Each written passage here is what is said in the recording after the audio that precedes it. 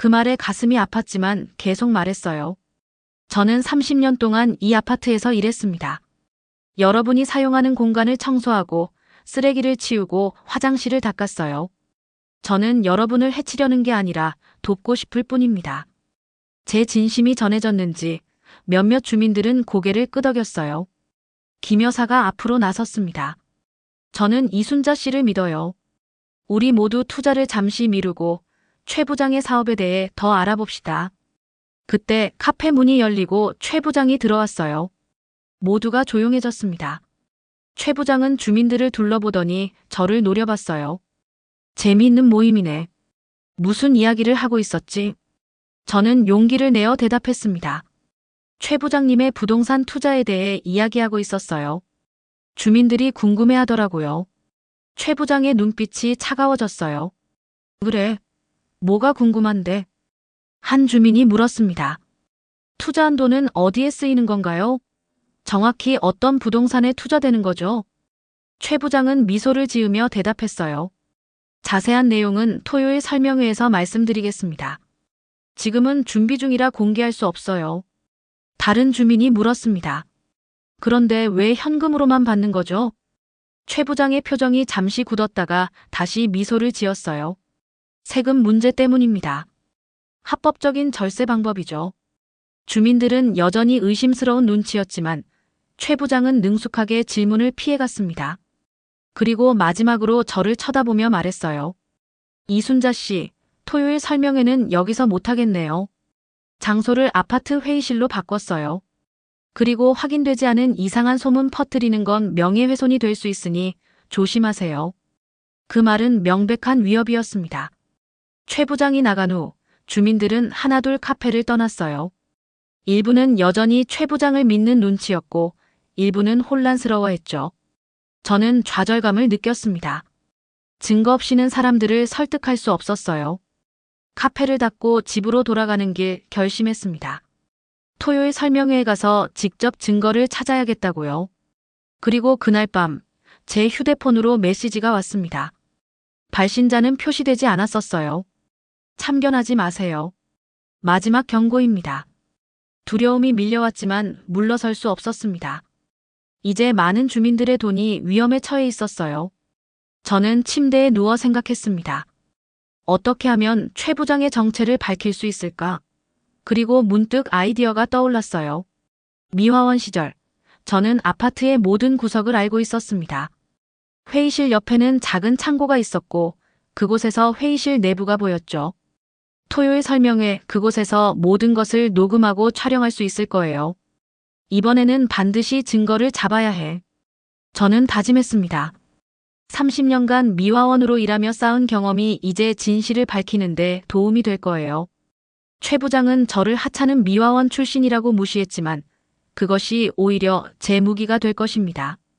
아무도 저를 주의 깊게 보지 않았기에 이제 제가 모든 것을 볼 수 있으니까요.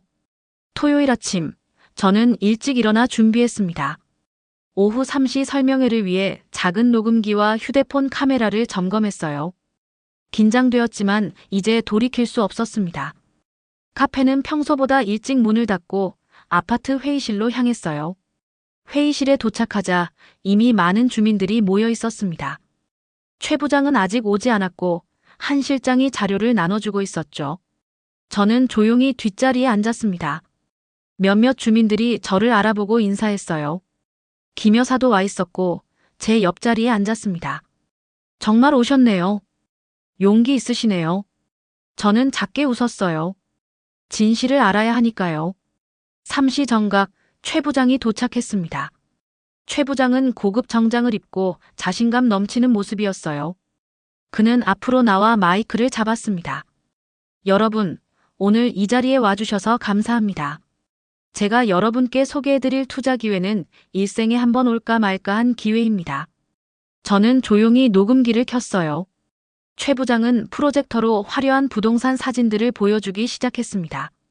새로운 아파트 단지가 생길 예정이며 그 주변의 상업지가 부족하니 땅값이 오릅니다. 여기에 투자하면 몇 년 후 5배로 불어납니다. 주민들은 감탄사를 내뱉었어요. 최 부장은 계속해서 수익률 그래프와 투자 계획을 설명했습니다. 모든 것이 너무 완벽해 보였어요. 하지만 저는 의심스러웠습니다. 너무 좋은 이야기는 항상 함정이 있기 마련이니까요. 설명이 끝나고 질문 시간이 되었습니다. 한 주민이 물었어요. 정확히 어디에 있는 땅인가요? 주소를 알 수 있을까요? 최 부장은 미소를 지으며 대답했습니다. 보안상의 이유로 계약 전에는 정확한 위치를 공개할 수 없습니다. 경쟁자들이 많거든요. 다른 주민이 물었어요. 투자금은 어떻게 관리되나요? 특별 계좌로 관리됩니다. 모든 투자자에게 월별 보고서를 제공할 거예요. 질문이 이어졌고 최 부장은 모든 질문에 능숙하게 대답했습니다. 하지만 저는 그의 말에서 모순점을 발견했어요. 처음에는 강남 땅이라고 했다가 나중에는 경기도 개발 예정 지역이라고 말했죠. 그리고 수익률도 처음에는 5배라고 했다가 나중에는 최소 3배로 바뀌었어요. 제가 손을 들었습니다. 최 부장님, 투자금은 어떤 법적 보호를 받나요? 혹시 문제가 생기면 어떻게 되는 건가요? 회의실이 조용해졌어요. 최 부장은 잠시 표정이 굳었다가 미소를 지었습니다. 좋은 질문입니다. 모든 투자는 법적 계약서로 보호됩니다. 그리고 제 개인 보증도 있어요. 저는 계속해서 물었어요.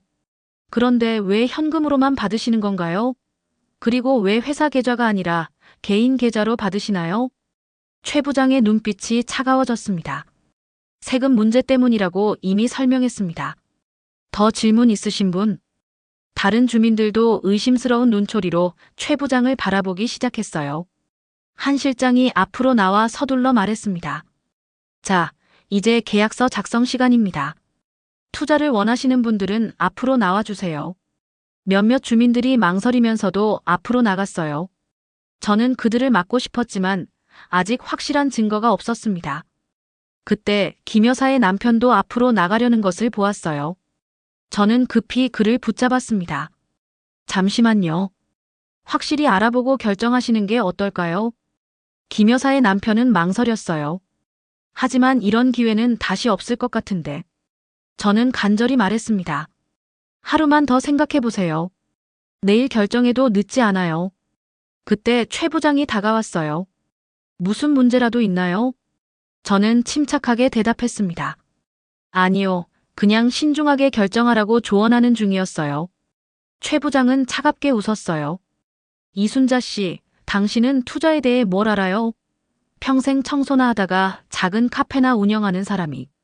그 말에 분노가 치밀어 올랐지만 저는 꿋꿋하게 대답했습니다. 저는 30년 동안 성실하게 일해서 번 돈으로 카페를 열었어요. 그 돈이 하루아침에 사라지는 걸 원하지 않을 뿐이죠. 주변 사람들이 우리의 대화에 주목하기 시작했어요. 최 부장은 표정을 누그러뜨리며 말했습니다. 여러분, 투자는 개인의 선택입니다. 확신이 없으시면 더 생각해 보세요. 하지만 이 기회는 오래 열려 있지 않을 겁니다. 내일까지만 계약을 받겠습니다. 설명회는 그렇게 끝났어요. 몇몇 주민들은 계약서에 서명했지만 상당수는 망설이는 모습이었습니다. 저는 녹음기를 확인했어요. 다행히 모든 내용이 녹음되어 있었습니다. 회의실을 나오려는데 한 실장이 제 앞을 막았어요. 이순자 씨, 잠시 이야기 좀 할 수 있을까요? 저는 긴장했지만 따라갔습니다. 한 실장은 복도 구석으로 저를 데려갔어요. 왜 자꾸 방해하시는 거죠?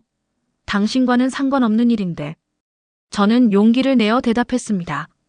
주민들이 피해를 볼까봐 걱정돼서요. 한 실장은 낮은 목소리로 말했어요. 증거 있어요? 없죠. 그러니까 함부로 소문 퍼뜨리지 마세요. 명예훼손으로 고소할 수도 있어요. 저는 침착하게 대답했습니다. 저는 그저 주민들에게 신중하라고 조언했을 뿐이에요. 한 실장은 저를 노려보더니 말했어요. 최 부장님은 당신 카페에 관심이 있어요. 좋은 가격에 사겠다고 했잖아요. 왜 거절하는 거죠? 그 카페는 제 인생의 꿈이에요. 팔 생각이 없습니다. 한 실장은 비웃듯 말했습니다. 꿈, 곧 악몽이 될 수도 있어요. 그 말을 남기고 한 실장은 떠났어요. 저는 심장이 빠르게 뛰는 것을 느꼈습니다. 분명한 협박이었어요. 하지만 이제 돌이킬 수 없었습니다. 증거를 찾아야 했어요. 설명회가 끝난 후 저는 김 여사와 함께 카페로 돌아왔습니다. 녹음 내용을 함께 들으며 분석했어요. 들어보세요. 여기서 최 부장이 강남 땅이라고 했다가 나중에는 경기도라고 말했어요. 김 여사는 고개를 끄덕였습니다. 맞아요. 그리고 수익률도 계속 바뀌었어요. 뭔가 이상해요. 저는 녹음기를 계속 들었습니다. 그때 중요한 부분이 나왔어요. 설명회가 거의 끝날 무렵 최 부장이 한 실장에게 작게 말하는 소리였습니다. 내일까지만 계약받고 다음 주에 계좌 정리해. 그리고 서류는 모두 파기해. 김 여사와 저는 놀란 눈빛을 교환했어요. 이건 확실히 수상해요. 저는 결심했습니다. 경찰에 신고해야겠어요. 이 녹음이 증거가 될 수 있을 거예요. 하지만 김 여사는 걱정스러운 표정을 지었습니다. 최 부장은 권력이 있어요. 경찰에 아는 사람도 많다고 들었어요. 더 확실한 증거가 필요할 것 같아요. 그녀의 말이 맞았습니다. 녹음만으로는 부족할 수 있어요. 저는 생각에 잠겼다가 말했습니다. 내일 최 부장이 계약금을 받는다고 했죠? 그때 더 확실한 증거를 잡아야겠어요. 김 여사는 걱정스러운 눈빛으로 물었어요. 어떻게요? 아직 모르겠어요. 하지만 방법을 찾을 거예요. 그날 밤 저는 잠을 이루지 못했습니다. 어떻게 하면 최 부장의 사기 행각을 증명할 수 있을까 고민했어요. 그리고 문득 아이디어가 떠올랐습니다. 제가 미화원으로 일할 때 아파트 관리실에는 CCTV 모니터링 룸이 있었어요. 그곳에서 모든 카메라 영상을 볼 수 있었죠. 만약 최 부장이 투자금을 받는 장면을 CCTV로 촬영할 수 있다면 증거를 남길 수도 있다고 생각했습니다. 다음 날 아침, 저는 일찍 카페를 열고 박 씨를 기다렸습니다. 박 씨는 경비원으로 일하며 CCTV 모니터링 룸에 접근할 수 있었어요. 그가 커피를 사러 왔을 때 조심스레 부탁했습니다. 박 씨, 부탁이 있어요. 오늘 최 부장이 회의실에서 계약금을 받을 거예요. 그 장면을 CCTV로 확인할 수 있을까요? 박 씨는 망설였어요. 위험할 수 있어요. 관리소장도 최 부장 편이라고요. 저는 간절히 말했습니다. 주민들이 사기에 휘말릴 수도 있어요. 도와주세요. 박 씨는 잠시 생각하더니 고개를 끄덕였어요. 알겠습니다. 제가 도울게요. 오후 2시, 최 부장은 약속대로 회의실에서 계약금을 받기 시작했습니다. 저는 카페를 잠시 닫고 박 씨를 만나러 갔어요. 그는 저를 모니터링 룸으로 데려갔습니다. 여기서 볼 수 있어요. 하지만 조심하세요. 관리소장이 갑자기 들어올 수도 있으니까요. 저는 모니터를 통해 회의실을 지켜봤어요. 최 부장은 한 실장과 함께 주민들에게서 현금을 받고 있었습니다. 각 주민이 떠나면 한 실장은 돈을 세어 가방에 넣었어요. 그리고 서류에 뭔가를 기록했죠. 이걸 녹화할 수 있을까요? 박 씨는 고개를 끄덕이고 녹화 버튼을 눌렀습니다. 이제 증거가 생겼네요.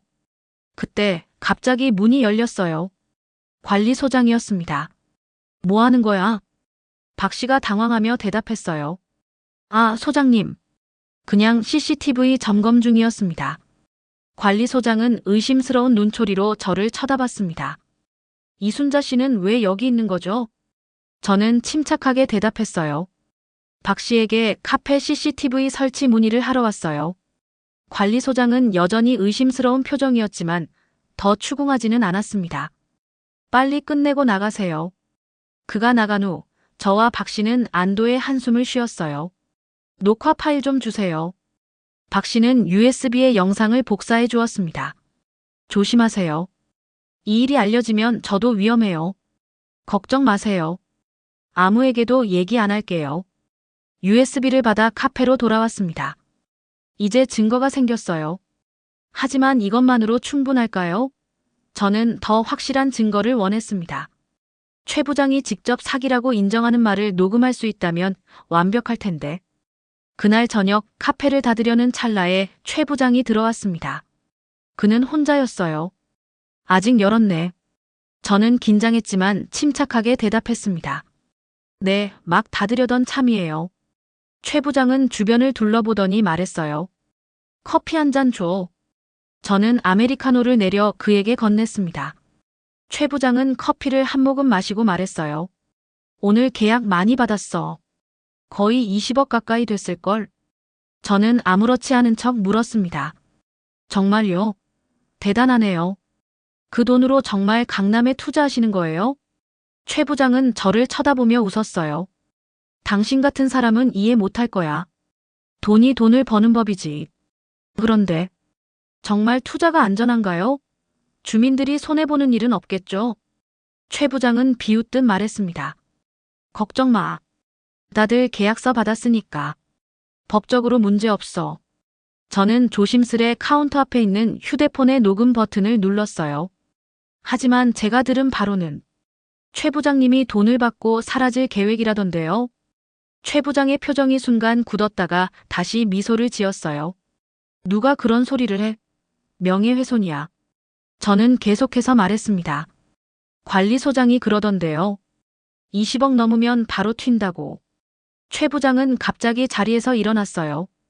이봐, 함부로 말하면 위험해. 내가 누군지 알아. 경찰서장도 내 친구야. 함부로 날 건드렸다간 큰 코 다칠 거야. 그의 말은 사실상 자백이나 다름없었어요. 저는 심장이 빠르게 뛰는 것을 느꼈지만 침착함을 유지했습니다. 저는 그저 주민들이 걱정돼서 그래요. 최 부장은 저를 노려보며 말했어요. 마지막으로 말해. 내일에 참견하지 마. 그리고 카페 팔 생각 있으면 연락해. 내일까지만 기다려줄게. 그리고 그는 카페를 나갔습니다. 저는 떨리는 휴대폰의 녹음을 확인했어요. 다행히 모든 대화가 녹음되어 있었습니다. 최 부장이 직접적으로 사기를 인정하지는 않았지만 그의 위협적인 태도와 경찰서장도 내 친구라는 말은 충분히 의심스러웠어요. 이제 어떻게 해야 할까요? 경찰에 신고해야 할까요? 하지만 최 부장의 말처럼 경찰이 그의 편이라면 저는 고민 끝에 김 여사에게 전화했습니다. 김 여사님, 증거를 좀 모았어요. 하지만 아직 부족해요. 경찰에 신고해도 될지 모르겠어요. 김 여사는 잠시 생각하더니 말했어요.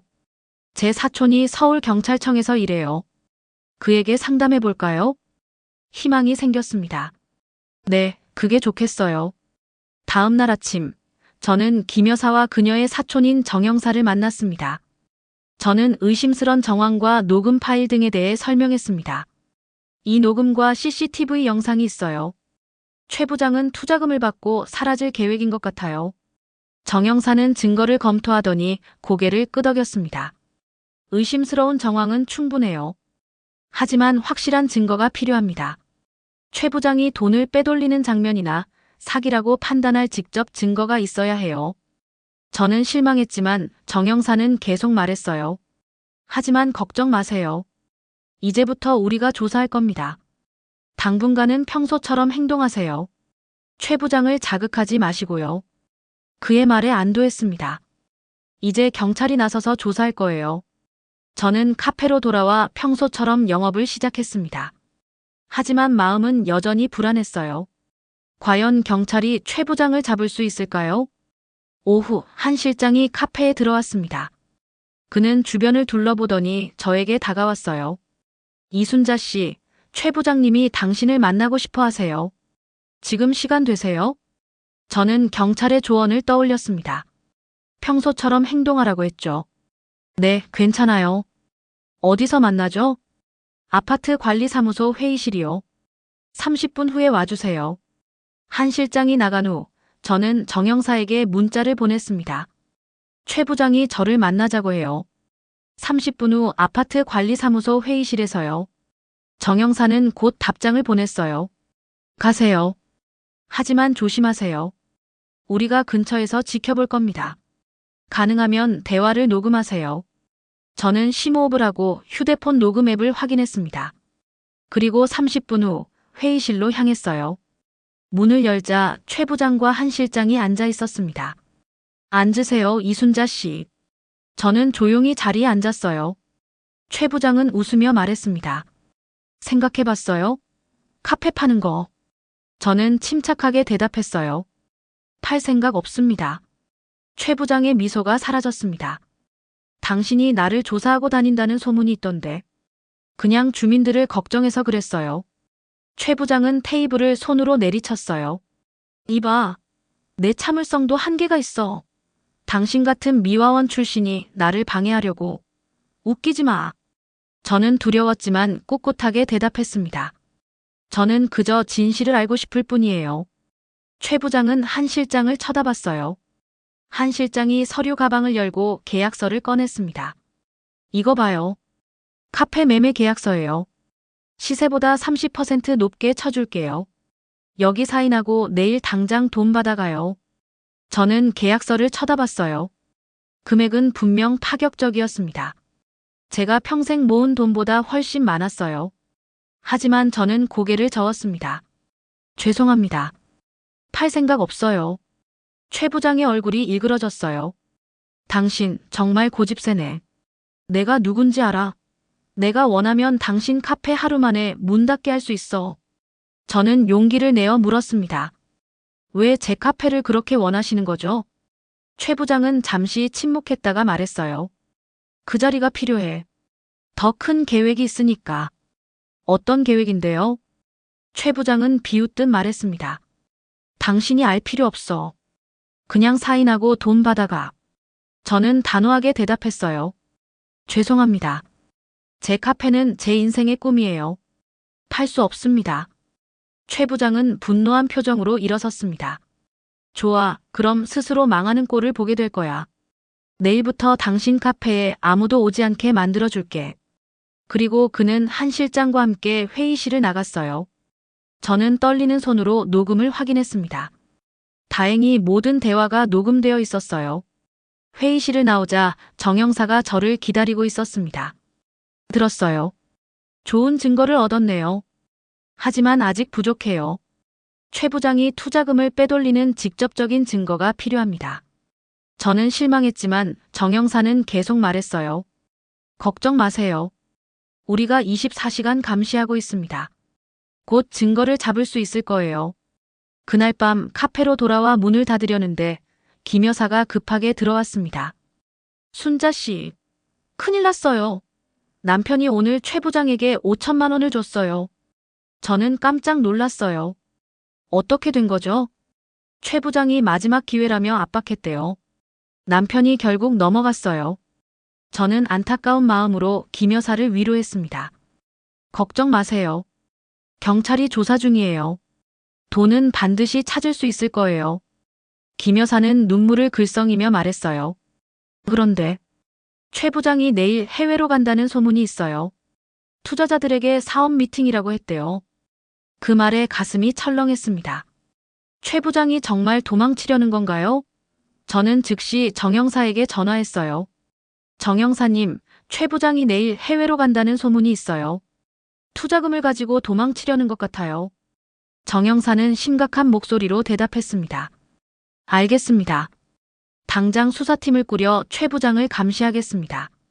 이순자 씨, 절대 최 부장에게 접근하지 마세요. 위험할 수 있습니다. 전화를 끊고 김 여사를 집으로 돌려보냈습니다. 저는 불안한 마음으로 집에 돌아왔어요. 과연 경찰이 최 부장을 막을 수 있을까요? 그리고 주민들의 돈은 되찾을 수 있을까요?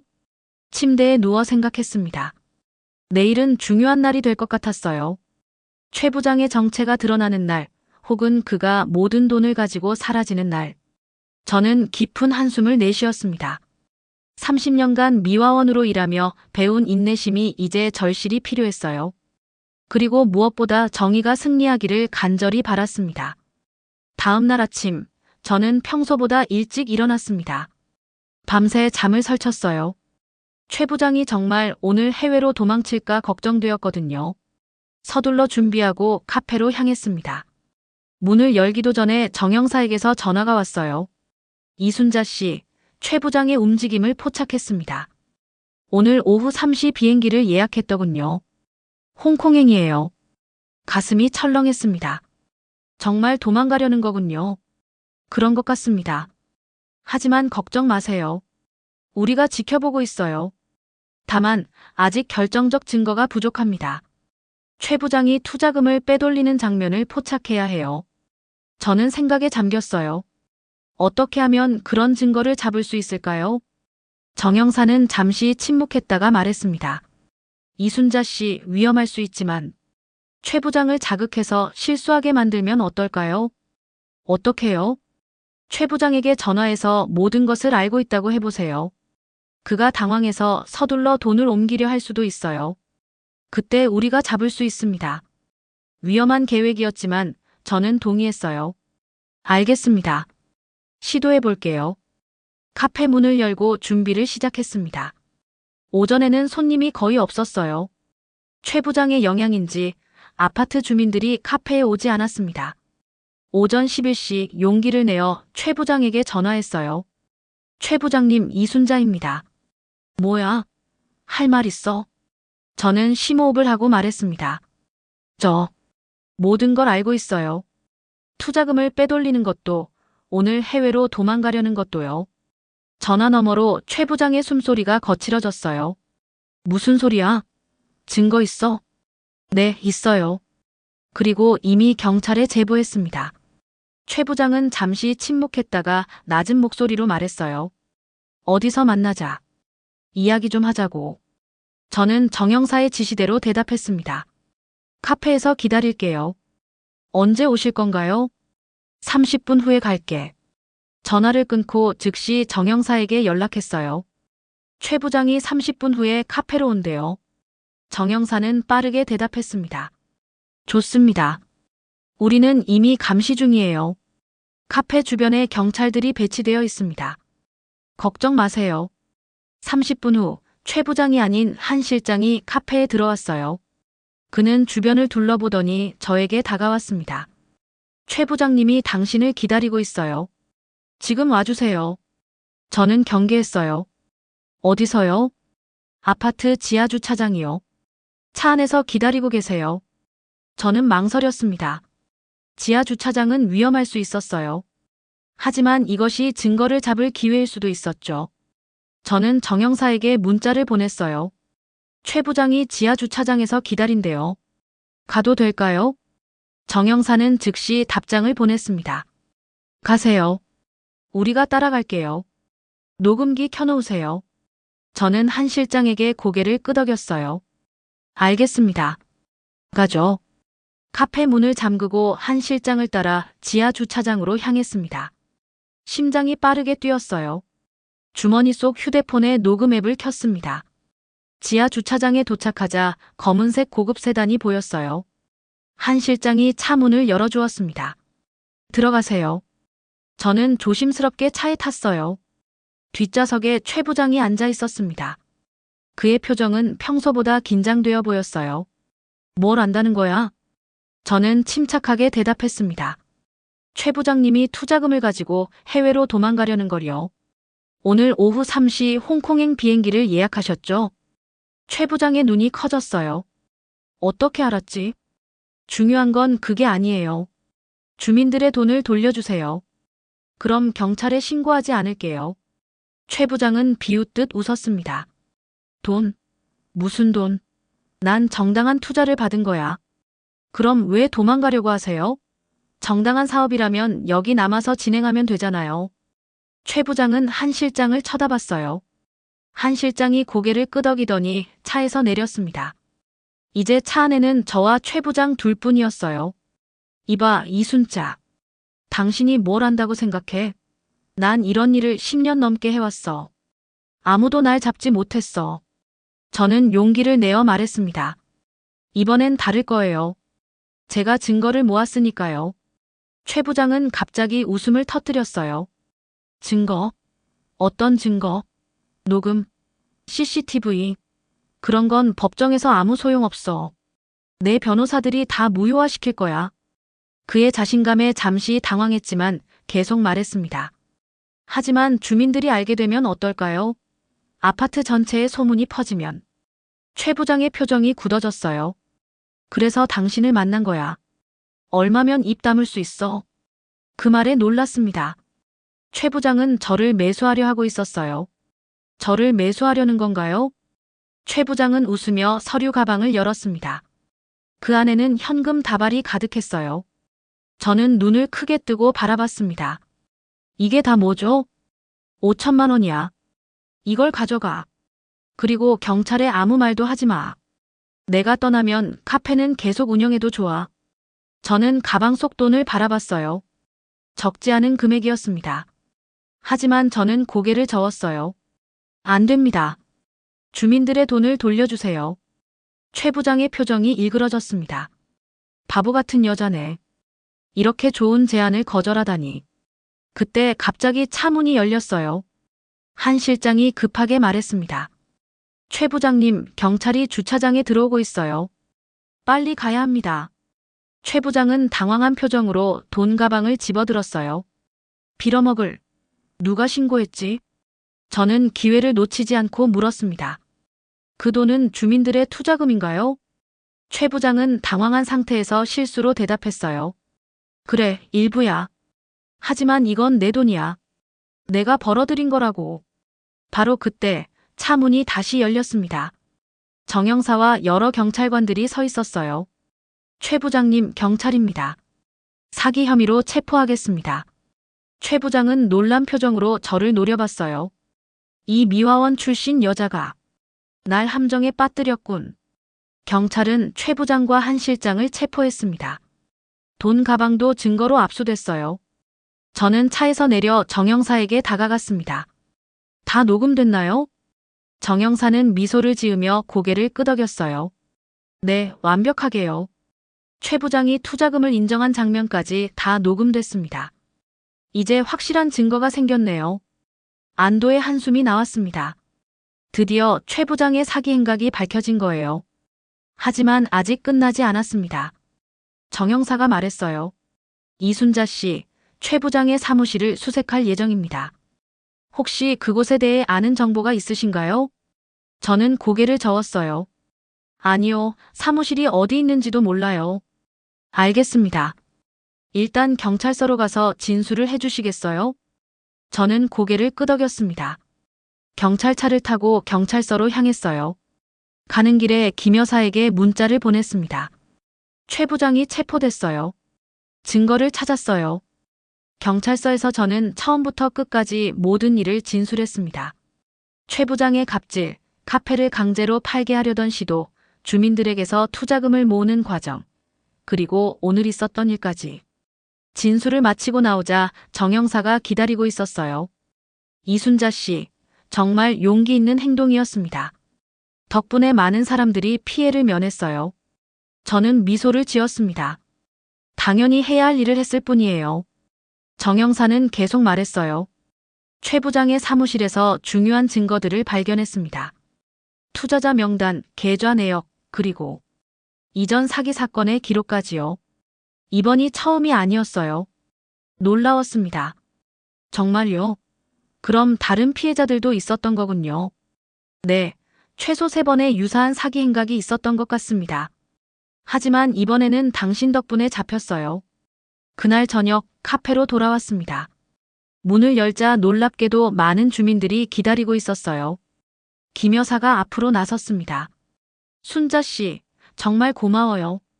당신이 아니었으면 우리 모두 큰 피해를 볼 뻔했어요. 다른 주민들도 고개를 끄덕였어요. 한 주민이 말했습니다. 처음에는 믿지 않았어요. 미화원 출신이 무슨 사기를 알아볼까 생각했죠. 정말 미안해요. 그 말에 가슴이 따뜻해졌습니다. 저는 미소를 지으며 말했어요. 괜찮아요. 중요한 건 이제 모두가 안전하다는 거예요. 김 여사의 남편이 앞으로 나섰습니다. 우리 투자금은 돌려받을 수 있을까요? 저는 정 형사에게 들은 내용을 전했어요. 경찰이 최 부장의 계좌를 동결했대요. 대부분의 돈이 아직 거기 있다고 합니다. 법적 절차를 거쳐 돌려받을 수 있을 거예요. 주민들은 안도의 한숨을 내쉬었습니다. 그날 밤 카페는 오랜만에 활기를 되찾았어요. 주민들이 모여 커피를 마시며 이야기를 나눴습니다. 저는 분주히 커피를 내리며 행복감을 느꼈어요. 제 카페가 다시 살아난 것 같았습니다. 다음 날 아침 신문과 뉴스에 최 부장의 체포 소식이 보도됐어요. 부동산 투자 사기단 검거, 전직 미화원의 용기로 밝혀져 같은 헤드라인이 눈에 띄었습니다. 저는 부끄러웠지만 한편으로는 자랑스러웠어요. 카페 문을 열자마자 전화가 울렸습니다. 정형사였어요. 이순자 씨, 좋은 소식이 있습니다. 최 부장이 모든 혐의를 인정했어요. 그리고 한 실장도 자백했습니다. 정말요? 그럼 이제 끝난 건가요? 아직 재판이 남아있지만 증거가 확실하니 걱정 없을 겁니다. 그리고 한 가지 더 알아낸 사실이 있어요. 무엇인가요? 한 실장이 사실은 최 부장의 조종자였어요. 모든 사기 계획을 짠 건 한 실장이었고 최 부장은 그저 얼굴마담 역할이었던 거죠. 놀라웠습니다. 정말요? 그럼 한 실장이 진짜 범인이었던 거군요. 네, 그렇습니다. 한 실장은 이전에도 여러 번 유사한 사기를 벌인 전과자였어요.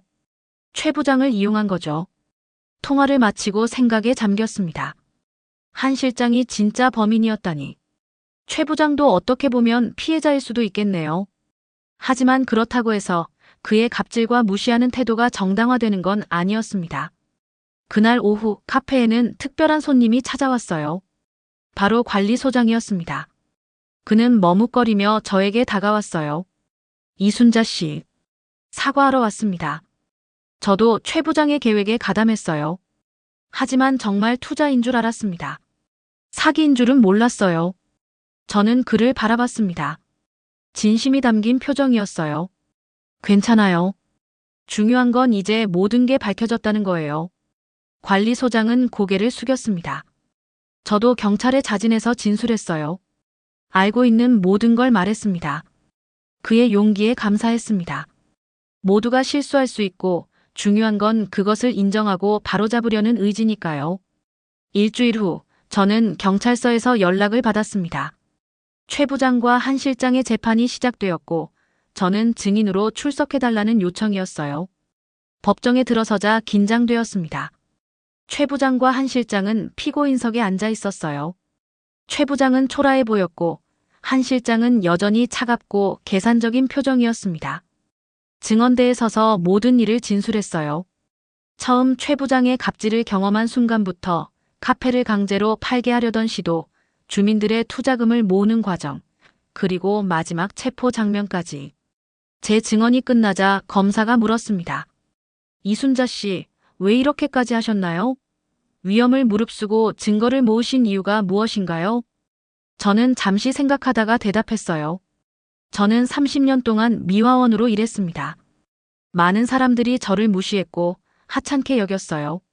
하지만 저는 항상 옳은 일을 하려고 노력했습니다. 주민들이 피해를 볼 것을 알면서 가만히 있을 수 없었어요. 그게 제가 할 수 있는 일이었으니까요. 법정은 조용했습니다. 최 부장은 고개를 숙이고 있었고 한 실장은 여전히 차갑게 저를 노려보고 있었어요. 재판은 2주 동안 계속되었습니다. 마침내 판결이 내려졌어요. 한 실장은 사기 혐의로 10년형을, 최 부장은 공범으로 5년형을 선고받았습니다. 그리고 모든 투자금은 주민들에게 반환되기로 했어요. 판결이 나온 날, 저는 카페에서 작은 축하 모임을 열었습니다. 주민들이 모여 이야기를 나누며 웃었어요. 김 여사가 건배를 제안했습니다. 이순자 씨의 용기와 정의의 건배. 모두가 잔을 들어 건배했어요. 저는 부끄러워하며 말했습니다. 저는 그저 옳은 일을 했을 뿐이에요. 그날 밤 카페를 닫고 집으로 돌아가는 길에 감사함을 느꼈습니다. 30년간 미화원으로 일하며 쌓은 경험이 이렇게 소중한 순간을 만들어낼 줄 몰랐어요. 사람들이 저를 무시하고 하찮게 여겼지만 그 경험이 오히려 제 강점이 되었습니다. 보이지 않는 존재였기에 더 많은 것을 볼 수 있었고 더 많은 것을 들을 수 있었으니까요. 집에 돌아와 창문을 열고 밤하늘을 바라봤습니다. 별들이 반짝이고 있었어요. 저는 미소를 지었습니다. 이제 제 카페는 더 많은 사람들로 북적일 것이고 더 이상 미화원 출신 카페 사장이 아니라 그저 용기 있는 카페 사장으로 불릴 것입니다. 하지만 저는 알고 있어요. 제 마음속에는 항상 미화원의 경험이 있다는 것을. 그리고 그것이 제 가장 큰 자산이라는 것을. 재판이 끝난 지 한 달이 지났습니다. 카페는 다시 활기를 되찾았고 주민들은 예전처럼 편안하게 커피를 마시러 왔어요. 저는 평화로운 일상을 즐기고 있었습니다. 하지만 그날 예상치 못한 손님이 찾아왔어요. 이순자 씨, 잠시 이야기 좀 할 수 있을까요? 고개를 들어보니 최 부장의 아내였습니다. 우아한 차림새의 중년 여성이었어요. 저는 놀랐지만 침착하게 대답했습니다. 네, 앉으세요. 그녀는 조심스럽게 자리에 앉았어요. 저는 최 부장의 아내 정미영입니다. 남편 때문에 정말 죄송합니다. 저는 커피를 내려 그녀에게 건넸어요. 괜찮습니다. 이미 끝난 일이에요. 정미영은 커피를 한 모금 마시고 말했습니다. 사실 도움이 필요해서 왔어요. 어떤 도움인가요? 남편이 감옥에 갔지만 한 실장이 숨겨둔 돈이 있어요. 투자금의 일부를 해외 계좌로 빼돌렸다고 해요. 그 돈을 찾아서 피해자들에게 돌려주고 싶습니다. 저는 의아했어요. 왜 저에게 오셨나요? 정미영은 한숨을 쉬었습니다. 남편이 감옥에서 편지를 보냈어요. 당신을 신뢰한다고. 당신만이 한 실장의 계획을 밝혀낼 수 있다고요. 놀라웠습니다. 최 부장이 저를 신뢰한다니. 그가 저를 미화원 출신이라며 무시했던 게 엊그제 같은데 말이죠. 어떻게 도와드릴 수 있을까요? 정미영은 서류 봉투를 꺼냈어요. 이건 남편이 보낸 거예요. 한 실장의 비밀 계좌 정보와 연락처들이에요. 하지만 암호화되어 있어서 풀기 어려워요. 저는 봉투를 받아 열었습니다. 복잡한 숫자와 문자들이 적힌 종이었어요. 이걸 어떻게 해석해야 할지 모르겠네요. 정미영은 슬픈 표정으로 말했어요. 남편은 당신이 할 수 있을 거라고 했어요. 당신이 한 실장의 계획을 알아냈듯이. 저는 종이를 자세히 살펴봤습니다. 숫자와 문자 사이에 패턴이 보이는 것 같았어요. 한번 시도해 볼게요. 하지만 약속은 못 드립니다. 정미영은 고개를 끄덕였어요. 감사합니다. 그리고 남편이 당신에게 사과하라고 했어요. 당신을 무시하고 함부로 대해서 정말 미안하다고요. 그 말에 가슴이 따뜻해졌습니다. 최 부장도 결국 자신의 잘못을 인정한 거였죠. 정미영이 떠난 후 저는 종이를 자세히 살펴봤어요. 숫자들 사이에 특별한 패턴이 있는 것 같았습니다. 마치 제가 미화원 시절 사용하던 청소 일정표와 비슷했어요. 각 숫자가 특정 장소나 시간을 의미하는 것 같았습니다. 저녁이 되자 김 여사가 카페에 들렀어요. 저는 그녀에게 상황을 설명했습니다.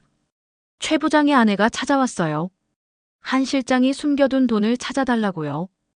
김 여사는 놀란 표정을 지었어요. 정말요? 그럼 어떻게 하실 거예요? 저는 종이를 보여주며 말했습니다. 이걸 해석해봐야 할 것 같아요. 하지만 혼자서는 어려울 것 같네요. 김 여사는 종이를 살펴보더니 말했어요. 제 사촌이 암호 전문가예요. 한번 물어볼까요? 그게 좋겠네요. 다음 날 김 여사의 사촌 박 교수가 카페에 찾아왔습니다. 그는 종이를 자세히 살펴보더니 고개를 끄덕였어요. 이건 단순한 치환 암호예요. 각 숫자는 특정 장소를 의미하는 것 같습니다. 박 교수는 몇 시간 동안 암호를 분석했어요. 마침내 그가 말했습니다. 알았어요. 이건 은행 계좌 번호와 비밀번호, 그리고 위치 정보예요. 한 실장이 돈을 숨겨둔 곳을 알려주는 거죠. 저는 놀라서 물었어요. 어디인가요? 홍콩의 한 은행이에요. 그리고 이건 한 실장이 도망간 장소를 알려주는 것 같아요. 한 실장이 도망갔다고요? 하지만 그는 감옥에 있잖아요. 박 교수는 고개를 저었습니다. 이 정보에 따르면 감옥에 있는 건 한 실장의 대역이에요. 진짜 한 실장은 이미 해외로 도망갔습니다. 충격적인 소식이었어요. 저는 즉시 정 형사에게 전화했습니다. 정 형사님, 중요한 정보가 있어요. 감옥에 있는 한 실장이 가짜일 수 있어요. 정 형사는 놀란 목소리로 대답했어요. 무슨 말씀이세요? 저는 박 교수가 해석한 내용을 모두 설명했습니다. 정 형사는 심각한 목소리로 말했어요. 즉시 확인해 보겠습니다. 만약 사실이라면 큰 문제예요. 몇 시간 후 정 형사에게서 전화가 왔습니다. 이순자 씨, 당신 말이 맞았어요. 감옥에 있는 사람은 한 실장이 고용한 대역이었습니다. DNA 검사 결과가 방금 나왔어요. 진짜 한 실장은 도망친 상태입니다. 가슴이 철렁했어요. 그럼 투자금은요? 대부분 해외 계좌로 빠져나갔을 가능성이 높습니다. 국제 수사를 시작했어요. 전화를 끊고 생각에 잠겼습니다. 한 실장은 처음부터 최 부장을 이용했던 거예요. 그리고 이제는 모든 돈을 가지고 도망쳤죠. 최 부장은 한 실장의 계획에 노란한 것이었습니다. 다음 날 정미영이 다시 카페를 찾아왔어요. 저는 상황을 모두 설명했습니다. 한 실장이 처음부터 최 부장님을 이용했던 거예요. 그리고 이제는 돈을 가지고 도망쳤습니다. 정미영은 충격받은 표정이었어요. 그럼 남편은 완전히 속은 거군요. 그런 것 같습니다. 물론 최 부장님도 잘못이 있지만 한 실장이 모든 걸 계획했어요. 정미영은 눈물을 글썽이며 말했습니다. 남편이 항상 자신감에 차 있었어요. 누구도 자신을 이용할 수 없다고 생각했죠. 하지만 결국 저는 그녀의 손을 잡아주었어요. 걱정 마세요. 경찰이 한 실장을 쫓고 있습니다. 반드시 잡을 거예요. 그날 저녁 카페를 닫으려는데 정영사에게서 전화가 왔습니다. 이순자 씨, 한 실장의 위치를 파악했습니다. 태국 방콕에 있어요. 현지 경찰과 협력해서 체포 작전을 준비 중입니다. 정말요? 그럼 돈도 찾을 수 있나요? 희망이 있습니다. 하지만 한 가지 부탁이 있어요. 혹시 한 실장에게 접근할 수 있는 방법이 있을까요? 그를 유인할 수 있다면 체포가 쉬워질 텐데요. 저는 잠시 생각했어요. 제가 한 실장에게 연락할 방법은 없지만 최 부장을 통해 메시지를 전달할 수 있을지도 모르겠네요. 좋은 생각입니다. 최 부장에게 면회를 신청해 보세요. 다음 날 저는 교도소로 최 부장을 만나러 갔습니다. 그는 수감복을 입고 창백한 얼굴로 나타났어요. 한 달 전에 자신감 넘치던 모습은 온데간데 없었습니다. 이순자 씨, 와줘서 고마워요. 저는 고개를 끄덕였어요. 최 부장님, 한 실장이 당신을 배신했어요. 그는 도망쳐서 태국에 있습니다. 최 부장의 얼굴이 분노로 일그러졌어요. 그 자식, 처음부터 날 이용한 거였군. 네, 그리고 경찰이 그를 체포하려고 해요. 당신의 도움이 필요합니다. 최 부장은 의아한 표정을 지었어요. 내가 어떻게 도울 수 있지? 한 실장에게 연락할 방법이 있나요? 그를 유인해야 합니다. 최 부장은 잠시 생각하더니 고개를 끄덕였어요.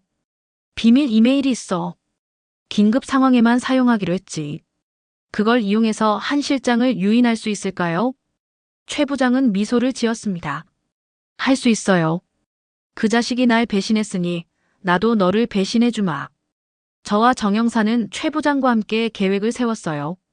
최 부장은 한 실장에게 이메일을 보내 숨겨둔 추가 자금이 있다는 거짓 정보를 전달했습니다. 그리고 그 돈을 받으러 특정 장소에 나타나라고 했죠. 일주일 후 태국 방콕의 한 호텔에서 한 실장이 체포되었습니다. 그는 최 부장의 메시지를 믿고 함정에 빠진 것이었어요. 정영사는 저에게 전화로 소식을 전해주었습니다. 이순자 씨, 한 실장이 체포됐어요. 그리고 그의 호텔방에서 상당한 금액의 현금과 여러 개의 위조 여권을 발견했습니다. 투자금은 찾았나요? 대부분 찾았습니다. 한 실장이 여러 은행 계좌에 분산해 놓았더군요. 국제 수사를 통해 계좌를 동결시켰고 돈을 되찾는 절차를 진행 중입니다. 안도의 한숨이 나왔습니다. 정말 다행이에요. 이순자 씨 덕분입니다. 그리고 최 부장의 협조도 큰 도움이 됐어요. 저는 미소를 지었어요. 최 부장도 결국 옳은 일을 선택했네요. 한 실장이 체포된 소식은 빠르게 아파트 단지에 퍼졌습니다. 주민들은 안도했고 투자금을 되찾을 수 있다는 희망에 기뻐했어요.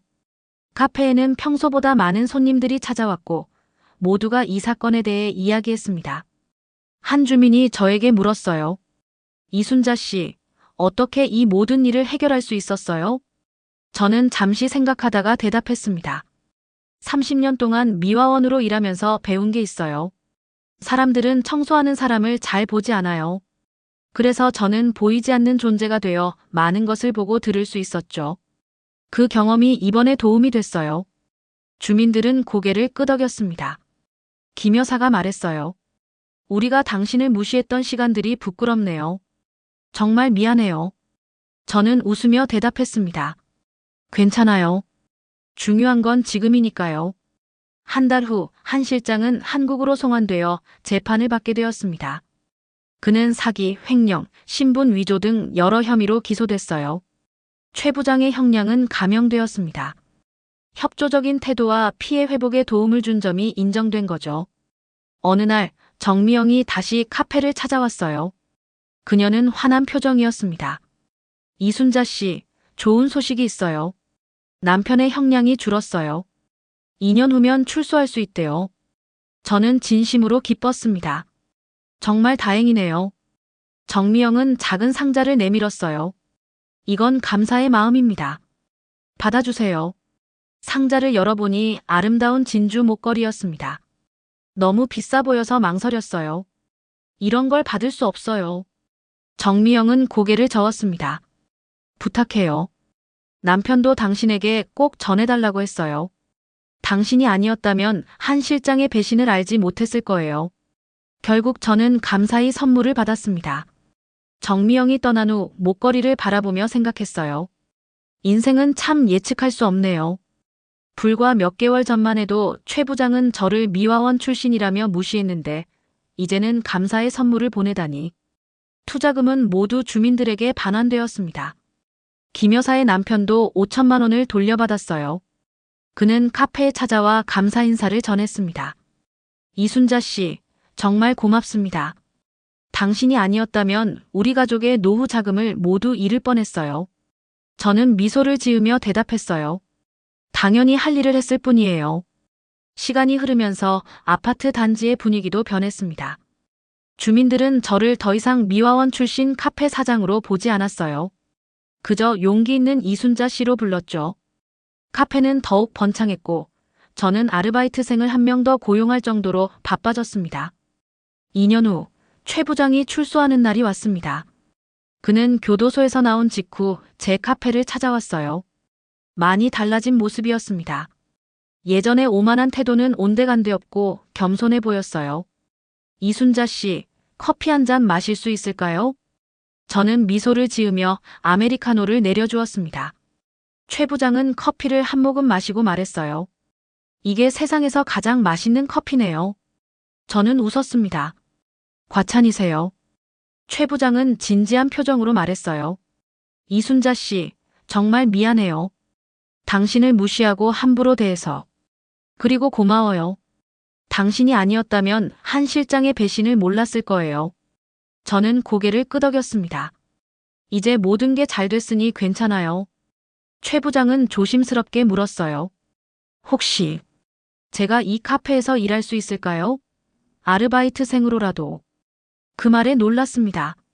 대기업 임원이었던 사람이 카페 아르바이트를 하겠다니.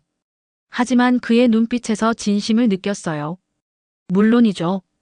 우리 카페는 항상 성실한 사람을 환영해요. 그렇게 최 부장은 제 카페에서 일하기 시작했습니다. 처음에는 서툴렀지만 곧 커피 내리는 법을 배웠고 손님들을 친절하게 대했어요. 주민들은 처음에 놀랐지만 곧 최 부장의 변화를 인정하고 받아들였습니다. 어느 날 카페를 닫은 후 최 부장과 이야기를 나눴어요. 어떻게 이렇게 변할 수 있었나요? 최 부장은 잠시 생각하더니 대답했습니다. 감옥에서 많은 생각을 했어요. 내가 얼마나 오만했는지, 다른 사람들을 얼마나 무시했는지. 그리고 결국 그런 태도 때문에 한 실장에게 이용당했다는 걸 깨달았죠. 저는 고개를 끄덕였어요. 깨달음이 중요하죠. 이순자 씨는 처음부터 진실을 봤어요. 내가 눈이 멀어보지 못했던 것을. 당신은 30년간 미화원으로 일하며 사람의 본질을 보는 법을 배운 거겠죠. 그 말에 미소를 지었습니다. 사람들이 저를 무시했기 때문에 오히려 더 많은 것을 볼 수 있었어요. 보이지 않는 존재였기에 더 많은 진실을 발견할 수 있었죠. 최 부장은 고개를 끄덕였어요. 이제야 이해가 돼요. 당신은 정말 대단한 사람이에요. 1년 후 우리 카페는 더욱 번창했습니다. 최 부장은 훌륭한 파트너가 되었고 함께 분점을 내기로 결정했어요. 이번에는 아파트 단지 밖 번화가에 새 카페를 열었습니다. 개업식 날 많은 사람들이 축하해 주러 왔어요. 김 여사, 정 형사, 정미영, 그리고 아파트 주민들까지 모두가 우리의 성공을 기뻐했습니다. 개업식 연설에서 저는 말했어요. 30년 동안 미화원으로 일하며 꿈꿨던 것보다 더 큰 행복을 찾았습니다. 그리고 그 과정에서 중요한 교훈을 배웠어요. 어떤 직업도 하찮지 않으며 모든 경험은 소중한 자산이 된다는 것을요. 최 부장도 마이크를 잡았습니다. 저는 이순자 씨를 통해 진정한 성공이 무엇인지 배웠습니다. 돈이나 지위가 아니라 정직과 용기, 그리고 다른 사람을 존중하는 마음이 진정한 성공입니다. 그날 밤 모든 손님이 떠나고 새 카페를 정리하며 창밖을 바라봤습니다. 밤하늘의 별들이 반짝이고 있었어요. 저는 미소를 지었습니다. 인생은 참 예측할 수 없네요. 미화원에서 카페 사장이 되고 사기꾼을 잡고 이제는 카페 체인의 주인이 되다니. 하지만 제 마음속에는 여전히 그 미화원의 겸손함과 성실함이 살아있습니다. 그것이 제 가장 큰 자산이고 앞으로도 그럴 것입니다. 어떤 직업도 하찮지 않으며 모든 경험은 소중한 자산이 된다는 진리를 저는 가슴 깊이 간직하고 있습니다. 에필로그 보이지 않는 존재에서 빛나는 존재로. 5년이 지났습니다. 미소 카페는 이제 서울 전역에 10개의 지점을 가진 작은 체인이 되었어요. 저와 최 부장은 좋은 파트너십을 유지하며 사업을 확장했습니다. 우리 카페의 특별한 점은 직원 중 상당수가 은퇴한 미화원, 경비원, 택배기사 등 보이지 않는 직업에 종사했던 사람들이라는 것이죠. 오늘은 특별한 날입니다. 서울시에서 사회공헌 우수기업상을 받는 날이에요. 시청 강당에 앉아 이름이 불릴 때까지 기다렸습니다. 다음은 미소카페의 이순자 대표님입니다.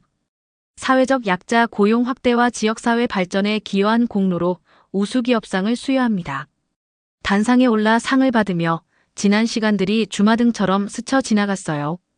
30년간 아파트 복도를 쓸던 날들, 작은 카페를 열었던 순간, 최 부장과의 갈등, 한 실장의 사기를 밝혀낸 일. 그리고 지금 이렇게 인정받는 순간까지. 마이크 앞에 서서 말했습니다. 저는 30년 동안 미화원으로 일했습니다. 많은 사람들이 저를 보지 않았고 제 존재를 인정하지 않았어요. 하지만 그 경험이 오히려 저에게 큰 가르침을 주었습니다.